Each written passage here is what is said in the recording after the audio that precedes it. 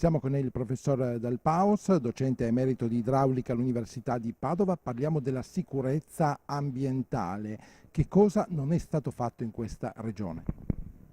Beh, insomma, fino a poco tempo fa non si era fatto molto nel campo della difesa idraulica, della difesa dalle piene.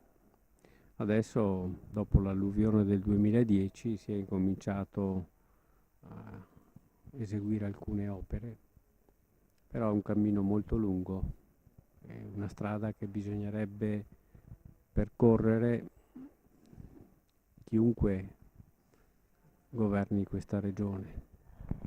Quali sono le azioni più urgenti da fare? Interventi, insomma.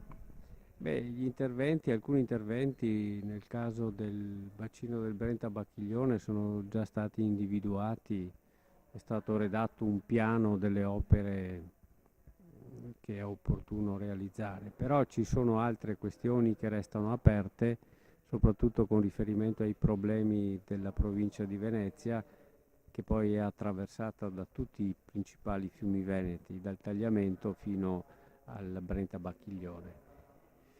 E diciamo che sui fiumi Tagliamento, Livenza, Piave sarebbe opportuno definire una volta per tutte le azioni che vogliamo intraprendere, perché ci sono, direi, molti contrasti, ci sono molti distinguo, alcuni irragionevoli secondo me e purtroppo però paralizzanti, perché, come dire, le lamentele locali sono in grado di condizionare la politica regionale.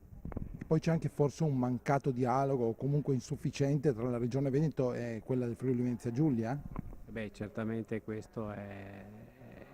bisogna prendere atto che è così.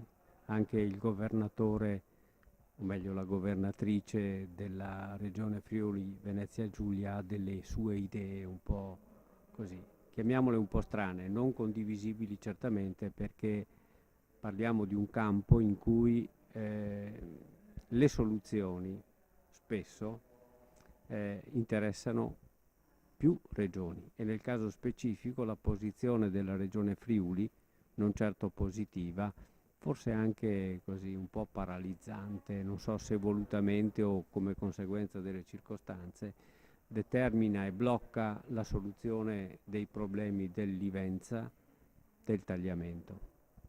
Quali sono le idee più strane? Beh, le idee più strane, basta avere pazienza. Ogni mattina nasce un Marconi, un novello Marconi nel nostro paese.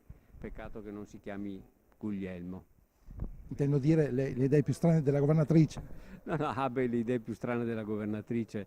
Le idee più strane riguardano soprattutto il tagliamento, perché non è possibile accettare che il Cavrato, che è un diversivo del tagliamento a valle di Latisana, diventi il tagliamento in piena e che il tagliamento vero e proprio sia, come dire, o debba essere interessato da portate tutto sommato molto più contenute.